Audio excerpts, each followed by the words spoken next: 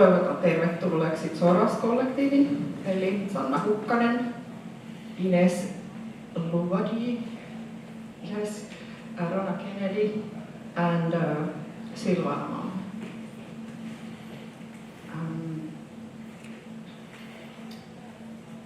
The interview will be in English for practical reasons. Yeah, you're welcome. So could you just introduce yourselves shortly first? As individuals or as a collective? Maybe as artists and activists, because you have edited this Kuti magazine together, and the theme is activism and art and hope. Yes. So my name is Sanna Hukkanen. I'm a comics artist from Joensuu, and I've been also involved with activism in Joensuu since I was a teenager. I started in the anti-racist movement when I was 14. We were organizing like big demonstrations and gigs and stuff, and then at the moment, I'm active in the environmental movement in Joensuu. Hi, I'm Rona Kennedy. I'm originally from the UK, but I've been living in Belgium for a long time. I am a sound and installation artist. I studied theatre many years ago as well, so performance too. And I was involved in the anti-nuclear and anti-military and environmental movements for a long time. My name is Ines. I'm from Belgium. I'm an organizer in environmental movements, and I make graphic novels. I'm Silvana. I am a transdisciplinary artist, so I come from theatre and dance, and then moved more into public spaces and the bridging of science and art. And I'm not an activist in the traditional sense, not at all really. I never was part of any movement. But my art is really much a lot about trying to bring some culture shifts about, some mind shifts in people, especially individually also, because as an artist I can, approach people on a very intimate level. Yeah, that's the whole topic we were going to talk about. So. And there's a fifth person who's not here today, Charlotte Pez. She's a visual artist who paints and draws. She lives in Belgium too, but she just had a baby. Yeah. Yes, thank you. So it's a very international collective. How did you come together? Am I the one who should tell you? She's the leader. Yeah, well, we have some common friends. There's a friend of mine in Joensuu who lived in Belgium for a long time, and she knew Ines and Rona from that time. And they were visiting Finland a couple of years ago. When was it? 2019, I think. Yeah, yes, but so fast. Don't understand the time at all. So we met with Ines and Rona, and we started talking about art and activism and our backgrounds and the kind of projects that we've been involved in and kind of projects that we would want to be involved in, and then we felt like we need to do something together. We got a strong feeling of connection immediately. So then we invited other people with us, and we got this idea that we want to apply for the Connect Foundation residency, even though we knew that only 5% of the applicants will get it. So we started writing an application together with Silvana and Charlotte also, and we did it online. We never met each other physically, except we three had met. But it was kind of a nice way to organize our thoughts of what we'd like to do to make this application, and then we were surprised to actually get the residency in the end. It sounded really interesting how you were working together in the Saari residency. That was in 2022 in the summer. Could you tell about that process? Sure. Fill in. So we, as Sana said, we haven't met as a group before live. So we met when we started the residency, and we had a month together at Sarikartano in near Myllymäki. And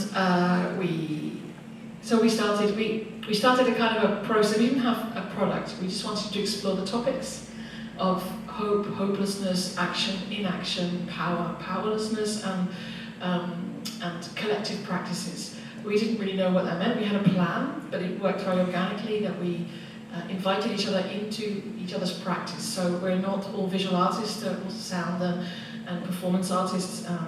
And so we invited each other into each other's practices. We worked very transdisciplinary, which meant you have to make yourself very vulnerable because you're doing things you've never done before. We all interviewed different people before we arrived. So we all interviewed activists, people we considered who, and our definition of activism is very broad. It's intervening in the logic of something you would like to change or you think needs to stop in some way. So you're intervening in the logic of something. So we all interviewed different people, and we listened to the interviews, and then we started drawing together on big A2 sheets of paper. The cover of the Kuti magazine is one of the drawings we made, which is the first time some of us had really drawn. So we also, things like crossing a line is a big topic. When do you draw a line? When do you say no? When do you say stop? But also the vulnerability of drawing over someone else's line. I mean, if you're a comics artist or you're a visual artist, then you're used to having your own space to draw in and decide what's there. And then all of a sudden you've got this idea, I'm going to draw over this person's line, I'm going to write on what this person is writing, So mixing it up and taking the space was the first things we did, and then we did lots of other exercises, like singing together. Another important thing is that we worked very much with different perspectives. So we worked with our own and different perspectives, but we also broadened it to more than human perspectives. We really wanted to bring in the voice of mushrooms and worms and grass and plants and tree roots, and we also invited the place into the collective with a series of steps, kind of rituals, in which we were working with different perspectives, also what the place has to say about the different topics, what the different more than human beings in the space and the place have to say about the topic. So it was an interesting and strange process. Did you collect some kind of nature sounds, or did you do? Yes. Yeah, I spent hours on top of a bird tower in the Baltic Sea with my microphone, recording cranes and geese. I did a lot of recording actually, trees and the sound of lichen and moss. It's very nerdy, but when you tweak them, or you scrape them, or you stroke them, they will make very different sounds. On rock and on tree bark, it makes very different sounds. It's very exciting. And the sound of footsteps we made. Yeah, we recorded a lot of sounds, yeah. And there's also sound in this Kuti magazine. Could you show it where in the magazine there's sound included? Yeah. And how does it work?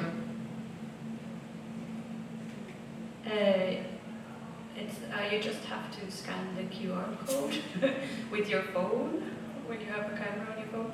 If you don't know how to do that, on the introduction page is also a link that you can just type into your internet browser, and then you come to a page. We made a SoundCloud page basically with all the sounds that are in the magazine, so you can also go on the link and then listen to it as an album, so to speak. But it's nice to look where they are, of course, because there's a background to it. So this drawing, Sana made a drawing of the mushrooms we were communicating with, and the mushrooms who were talking to us, and their different voices and perspectives. And here is a QR code where you can go to a place called, to a story called In the Mushroom. It's very, very short, it's 2.5 minutes long, and it's the perspective of a mushroom called, I have to put the microphone, you can hear me, right? Called Valia oracas. Yes.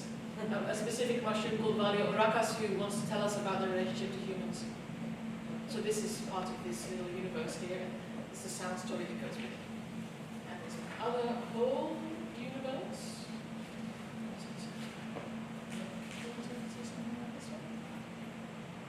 Yeah, this is I'm going I'll speak with the microphone.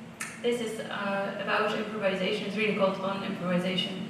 I did it together with a trombone player, and we basically explored how this is a form of dialogue and how it can also be used as a form of dialogue, how improvisation opens your mind and also opens you up to the other person, to things about, like I was singing, I'm using my voice, she was playing the trombone, and we were basically, on this page you can actually then also do these improvisations with whatever you want, like with instruments or your own voice, or so there are little instructions written that we invented together to like 3 different improvisation styles, so to speak.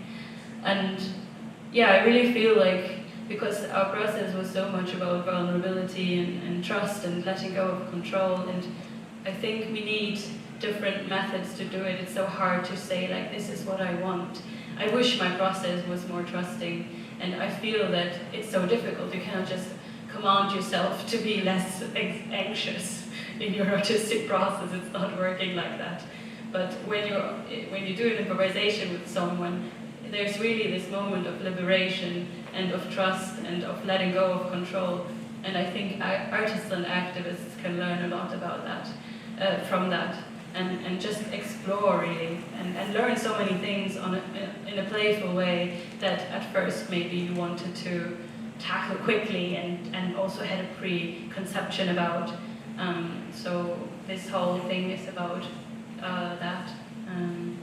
And then there are little ones. I think there's also a poem on one of the pages. There's a QR code that leads to a poem, which we thought fit very well with the drawing we did together. Yeah.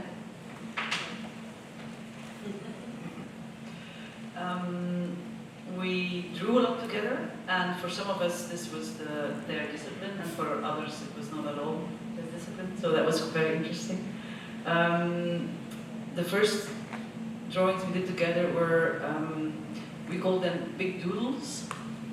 We did it while we were listening to our interviews, so we recorded the interviews and then we listened to the interviews together. And so we digested or we processed what we heard by drawing together on a big sheet of paper, really freely. It could be anything, we could use any colors, we could write on it, do anything. And gradually we were like surprised at how amazing this product was. Like, we didn't think of a product, we just made and did. And then we discussed afterwards what we'd like picked up from the interviews, and like processed it a bit more with words sometimes. And that was the first way we drew together, but then we gradually moved on as the trust was growing and we got used to each other more. We moved on to a more, let's say, structured way of drawing together, where we had a basic framework. We had a format of the paper. We had some agreements on a topic, and also some formal agreements. For example, we split this page in panels, and on this page you have to stay in the panel. You have to stay in one panel, and if you finished, you move it on to the next person, and they do something on a different panel. And other pages would have different rules. For example, we have panels, but you can cross the panels. You can work on other people's work. So we call them cosmologies because they were little universes, little ways of looking at the world. And that was for us a kind of nice combination of letting go and trusting and letting the process direct us, but still have a certain framework or a certain aim with the design or the drawing. So it's the end result is very layered in that way that several people doing the same picture. Yeah. Maybe because there was not one artist had a certain intention with this drawing. Because we let go of that, I think that the end result also leaves a lot more cracks and a lot more openness for interpretation by the reader, because we let it so free. Right? Yeah. We had themes and quotes, for example. So there was a starting point. Then it was great because everybody there's one called radical fragility, we call it, right? So just radical fragility, and I think some of us sometimes had a quote from books we were reading or texts we were writing, and then everyone thought different things about it and processed it and drawing in different ways. So that was also kind of not a rule, but of course something that structured it a little bit and led to us not doing completely random things on the page. There are also some quotes from the interviews that we had originally been listening to, but we weren't actually making the Kuti magazine in Saarenkartano residency. We had another residency on the spring of this year in April in Belgium, where we worked together for 2 weeks. So most of the Kuti material that we produced as a collective is from that residency. And then we invited other artists, and we had a process also with them. We didn't just tell them to make comics on a certain topic, like Maria was one of the invitees, but we had a discussion and dialogue with them while they were making their comics to this magazine. Hannele is also one of the artists that we invited for this issue. Yes, and at that point you had already made a lot of pictures, and I saw these pictures of mushrooming and also the texts about nature, and I thought that this is something, you said that your starting point was also about how to live in this world when it's so full of crap. As an artist, as an artist and as a person and as an activist, and also not to tire yourself with the activism, but still stay somehow active.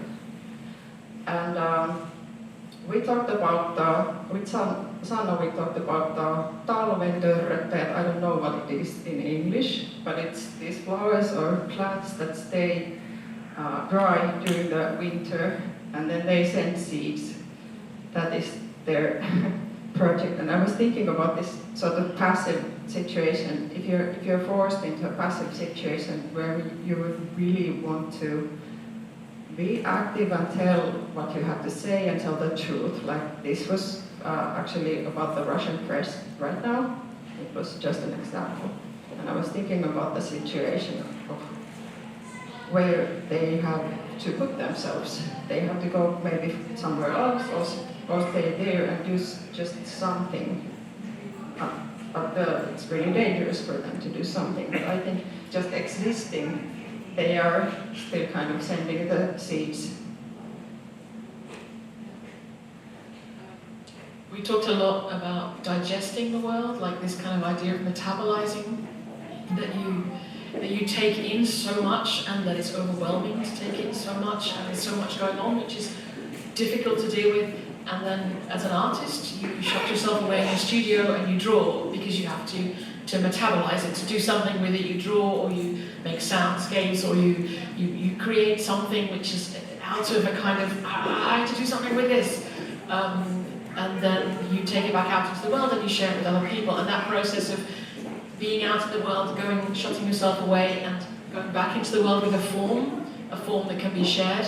We talked about that in activism as well, the kind of process of being angry about something, feeling isolated, gathering other people, going away, forming a kind of an affinity group, an organization, trying to figure out how to respond, going back out into the world to respond. And we worked a lot with bowels, what that is in Finnish. We drew a lot of bowels on the insides of stomachs and this kind of the digestion process. Also why mushrooms were so interesting to us, because mushrooms digest everything, they rot everything, and they turn it into something more useful. They turn it into food, they turn it into sugars, they share the sugars, or they take the sugars. So this kind of digestion, composting process became a really big metaphor, I think, for the process of both art and activism, and how to be in the world when you feel like you can't exist, like there's no space for you. Yeah, definitely, and I think that also a lot to do with things like compassion and kindness, which we stumbled across quite early when asking like active and passive, and how do you have an impact in the world, and how can you have a real impact in the world, like one that's not just a little whatever. And because everyone feels that, right? Like I definitely, and I can't shake, I think I won't ever shake it, that I do a project and I have moments of empowerment and I feel like, wow, I really reached people and I really had beautiful conversations, people came back to me, and then at the same time thinking like, but as you say, like, how can I deal with this shit? Like, it didn't stop because of my project, like, or because of what we did with Zoras, right?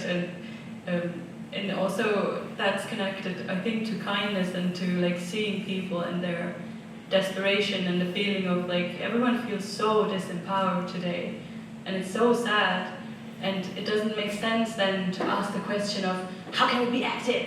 Like, what the fuck? You're actually slapping the person in the face, a person that might not have the ability to do more than they do, or even have the context of asking themselves, what little thing could I do? But so that has to do with compassion and kindness, and that's something we talked about so much, and we didn't have it, but like we didn't have an answer to all of this, of course, but I think these are important things, and also knowledge production, knowledge that comes from within, that's not definite, that is like always in fluctuation. That's also important because we have such a materialist view of the world, such an objective view of the world. We are so intimidated by experts and right and wrong answers. But if you want to feel empowered, you have to find the knowledge that you're a part of, that you actually co-create. And that's not something like, this is how you have to do things, or this is how the world works. And so I think these things like really helped us to find entryways and also to feel like we were onto something and not like feel like every day, like what are we actually doing? Like this is stupid. It's important themes, I feel. Yes, thank you.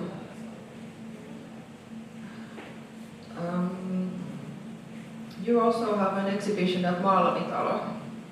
It's based on this Kuti magazine, but it also shows the process. And then yesterday you had a pretty long workshop there. Could you tell also about the exhibition and the workshop, your methods?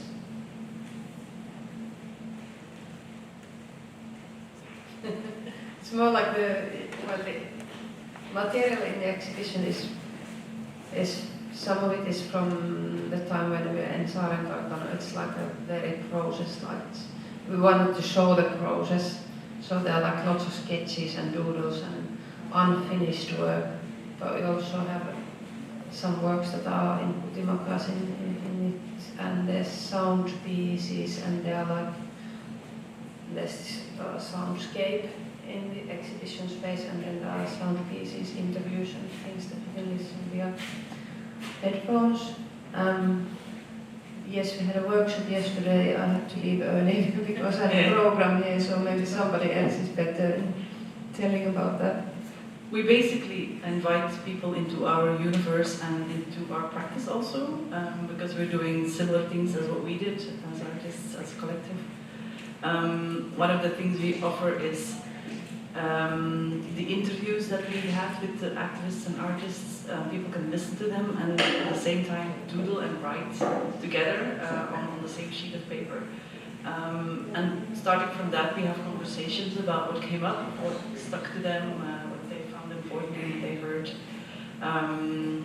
And we also have more guided exercises, like in the residency, and as a group we often work with invitations, like one of us thinks of a certain way to invite the group into their practice or into their way of thinking or their perspective.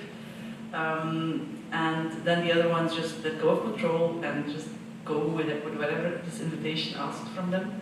And so in the workshop or in the exhibition we also have that kind of invitation for people, which is always a very beautiful way of starting a conversation about personal things, political things, artistic quests, etc. And the exhibition is going to be in Maalavitalo until 25th of September, so you will still have time to go and see it if you haven't, and if the weekend is too busy. And after 2 weeks we are taking it to Koli, to this activist seminar called Kohtuusvaarassa, and we are also going to have long workshops there with the activists. Koli in Lapland? And Koli in North Karelia. Oh, okay. Geography. That's my point. It's like a weekend seminar for activists, so we're really happy to be able to share what we discovered with people there. And one of the things that we were talking about knowledge made me think of this. One of the things as part of the invitation is that we really tried to broaden a sense of where the knowledge that we have as artists and activists comes from, and how we can learn in our practice in what we do as artists and or activists to understand and tune into that different types of knowledge, like what your body is telling you, what your experience is telling you, what your intuition is telling you, what you could learn by sensing and being more aware of your environment. What happens when you sing with plants, for example, is one of the things we did. If you go for a walk in the forest and you use your senses to tune into the different, more than human beings around you, and you vocalize that, and you start singing, what happens then? And you try to think, okay, it's a good job nobody's watching, I'm in the middle of nowhere, I'm singing with a tree right now, but this kind of different ways of understanding and feeling and gathering knowledge was very much part of the invitation. So we were and also, what do your hands know when you draw? When you draw a line across a page, what's your hand doing? What's your hand done before? What does your hand know that your brain doesn't know? So these kind of connections were very important to the invitations. This is very interesting that you have come to these kind of practices. Rona, you told me that you, as you were a young activist, you were also involved in these activist camps where they really train you really hard to, and it's really authoritarian. So is this kind of like the opposite of that sort of? No, I was talking about the G8 camps where the police and so as a young, in my 20s, we were at, we met at activist camps years and years ago, and you're in a kind of a context which is self-organized, which is anarchist and in philosophy, which has affinity groups and non-hierarchical structures, and you have these barrios, these neighborhoods where you cook together and eat together, and you spend a lot of time and energy self-organizing and being non-hierarchical and really making a conscious effort to listen, conscious decision-making. There's a lot of this, and then you're suddenly on a camp surrounded by police, helicopters, there's a whole authoritarian regime, and you're also planning to break into this G8 conference and go over the fences and to break the law. So you're planning to do something which is a threat to them, but you're doing it in this kind of really non-hierarchical way, but you're surrounded by authority.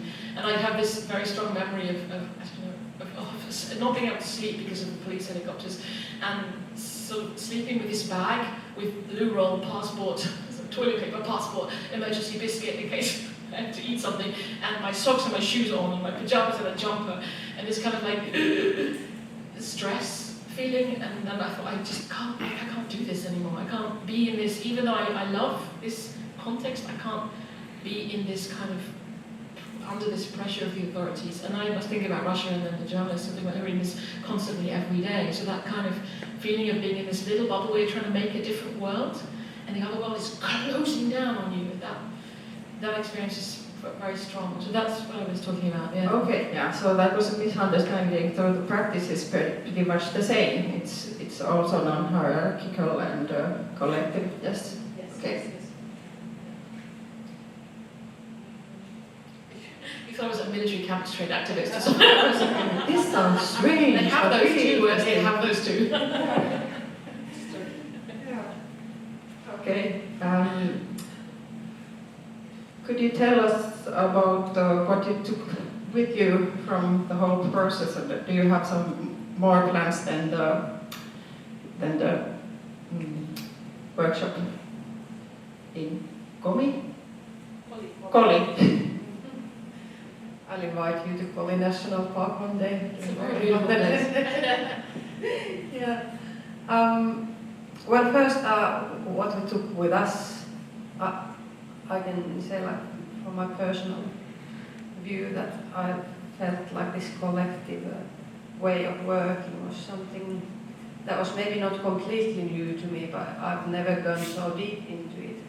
And because I work as a comics artist, I work alone usually, and usually I have like control over the whole process.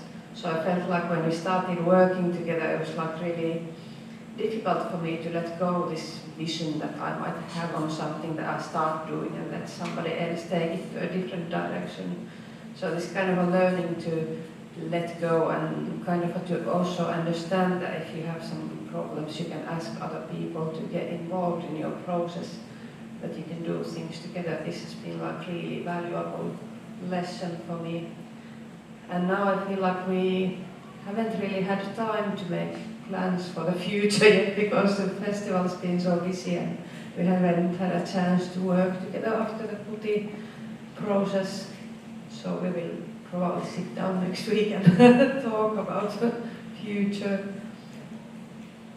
I think maybe that's connected to what I take home from this is that you embark on a project together with certain intentions and certain openness and trust, but that it's really liberating to not really pin down your end goal.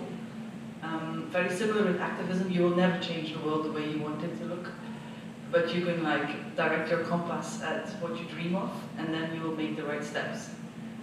So this is also the process that we're going through with the collective. Is like you take a step, and this festival is a step, and then we know that we will take the next step, but we don't want to really like really fix it. Open-ended process.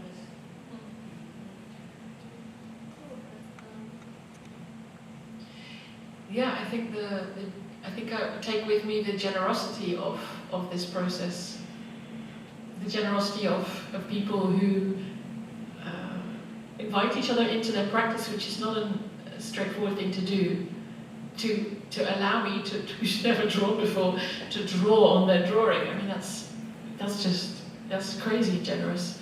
Yeah, no, it is, but I think it is, and also to have record sounds and then to make sounds and make a piece of a poem together and then record that poem and then cut it up and use it. So, and also for me, being able to play around with what other people have done has been very liberating, because you have this kind of this big sort of cauldron of creative juices, which is inspiring. So I think generosity and inspiration. Questions. I'm so sorry. I'm like my brain's like, whoa, so many things. Yeah. But I think if I had to choose one thing, it's not finished this thought process in my head yet, but I know that it like threw me into this.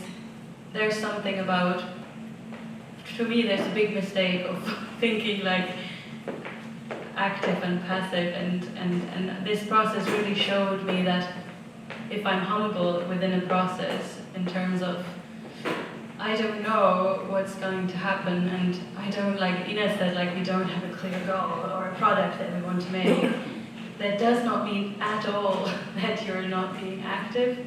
It means that the action is a lot more weird and subtle and complex, and that you surrender also to the action affecting you. Because actually the text that is in this Kuti magazine started because I was working with them in Ghent, and at one evening I had all these like thoughts and emotions, and I had this one sentence in my head which was born out of the experience of working with you and of talking about certain topics, and then the text was born out of it. And I think art that is created that way, it's so magical, and it's also something that's a conscious choice. Like if I can consciously choose to be an artist who works like that, and who works with other people like that, and that's not passive, and that's not just open-ended and process-oriented. And of course it's all of these things, but it's also much more, and that's where the activism for me came in. Like to really try to work differently, create differently, think differently, and approach each other differently. That's the kind of, because otherwise we're just creating new absolute knowledge, creating new rules to do things. And that's not what we need. Like we need different modes of being and thinking and approaching each other and being generous to each other and being also kind to ourselves within creating things and within that. And yeah, I'm gonna stop now. Thank you. So it's dealing with insecurity and also thriving in insecurity. I think it sounds a bit like some comics artists I appreciate. They talk a lot about happy accidents while making comics. So this sounds really similar, that you let the accidents happen and see what develops out of that. Yeah. That's it. Thank you. Are there any questions in the audience? Nobody's questioning us. Yes, I think the mic was John. they're looking at you with open mouth and stand. It's really inspiring, the stuff that you are doing. Thank you. That's not a question. No, no, it's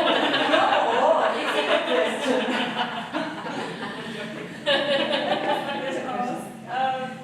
Like, how was the process when you then brought it all together into a book? Like, did you all contribute to drawing? Like you did, but then how was that process, especially for those of you who like hadn't drawn before and kind of trusting, like, okay, I can draw. Yes, I made my first ever comic for the Kuti magazine, so that was quite scary. But we also have like some text and sound pieces, so it's not only comics, it's very like interdisciplinary. We did try to, content in yeah. this issue.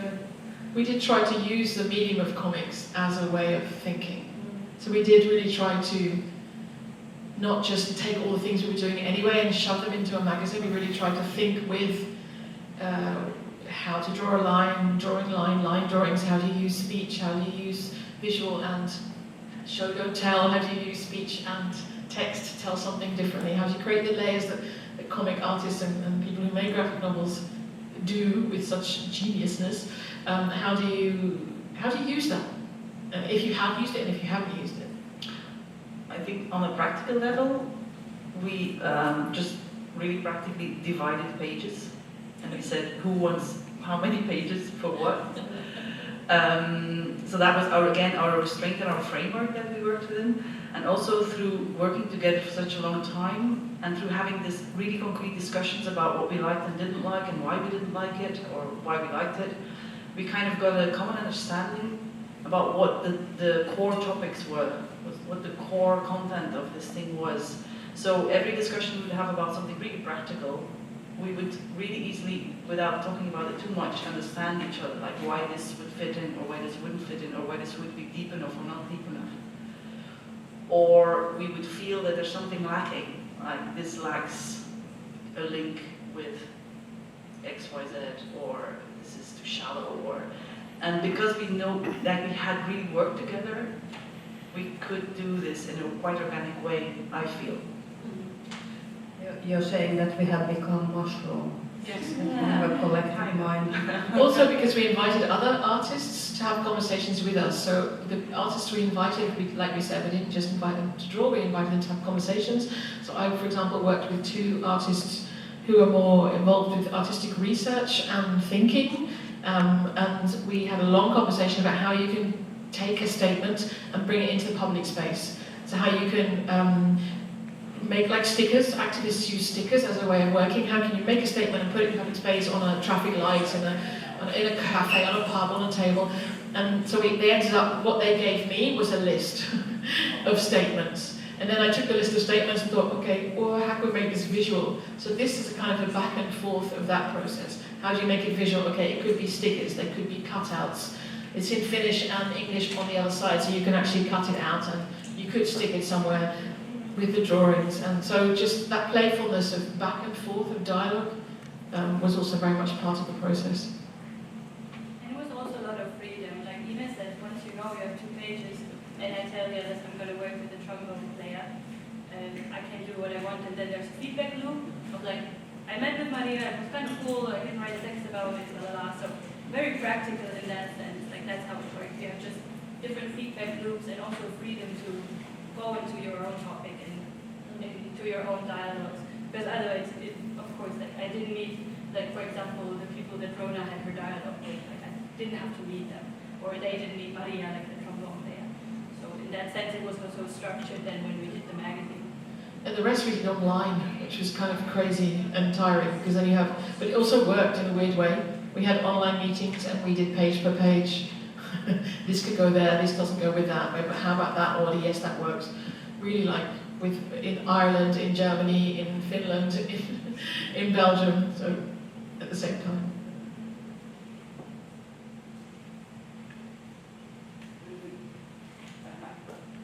I actually took part in that workshop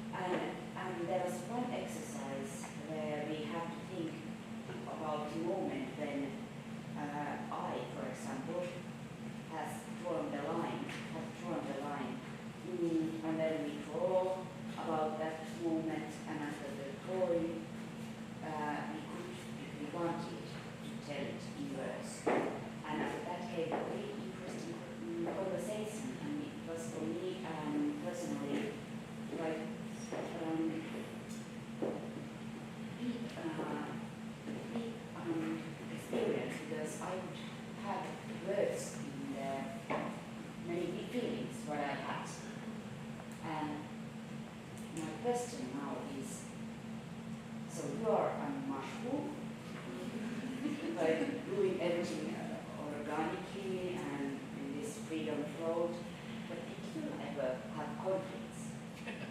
No, of course not. You're so nice. No, we're Oh, yes. Absolutely. Even this morning. Yes. Yeah, very much so. That was part of the process. Trying to deal with our differences and the way we think and have like sort of a feeling of conflict on the emotional level and realizing you're talking about the same thing.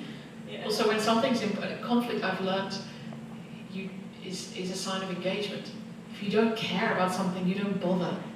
You don't get upset about it. But if you care, if it matters to you, if it's something that you really want to do or change, then you will have an emotional response to that in some way. And then it's just a question of how can you have compassion with yourself and each other and learn to listen. And that was very much part of the process. So no, we didn't all go, no, we agree with each other. No. But that made it rich, I think. That's really, I'm sorry, you were saying something, but I was just very, very impressed by this notion, and I've also run into this, and I always try to think that this is because we care about these things and we want to make them happen, and then we just need to find a way to make them happen together. So thank you. I was just thinking of fields that we felt that conflicts arose, and one of them, for example, was this tension between process and product. And while you're working and you think, this is a project, this is a process, it's okay, we let it go. All of a sudden you have this product you have to make. And then, like, by having little tensions, you notice that you have different visions of, how you get, what is a product? What should be in a product, and should it be about the process, or so again, by doing it, by just trying it, you discover fields of tension that are still in the air, and by caring, you go through them. So it's not about everything being smooth from start to finish, but of not being afraid of the conflict and then just working with them. Yeah, and also like enduring tension. We had this conversation because it's not only conflict, right? That you have a big fight and then you talk about it, and in the end it's okay. Because people are weird and we are very different and we are very strong personalities. So you easily feel threatened by the differences of others because they make you question yourself and you think that maybe I'm wrong, maybe they're right. And that was really beautiful to work through that and feel like live with the tension, tolerate the tension, and in the end you're generous to both people by saying, it's just like that. This person is like that and I'm like that, and we can still work together. In worst case, you don't want to speak to the person for 2 months. And that doesn't mean that you don't have to work together again. Like, it's also just like this tolerance for tension is so low. We always think like, oh my god, I had a fight with this person, I cannot work with them again. Like, no, like it actually brought you closer to each other. And of course, sometimes you have fights, you cannot. But I feel that that's something I really took away from that, because I had moments where I wasn't sure anymore, and it was like, maybe I don't fit in, or maybe it doesn't work, or because it can go really deep. It's not just about differences in like topics and opinions. It's also about people being different, and when you work together, it gets very intimate. And I felt like conflict was related to insecurity also, very much, and compassion was kind of the way of dealing with it, that we actually talked about all this. We made a plan actually for care when we started the first residency, which was really good. That if we get these kind of a situations, how will we deal with them? So I think it was also a very good learning process. Yeah, I've written How to be a human. At some point I've written down radical trust. So I think this is it. We are on time now, I think. I'm sorry, but thank you. That's why I have so audience. Thank you. Sorry, the Have next a good day. But thank you, Zoras-Kollektiivi. And Thank you, Hanneli. Please, everybody, go see the exhibition at Malmitalo, and here's also the Kuti-lehden we're talking about.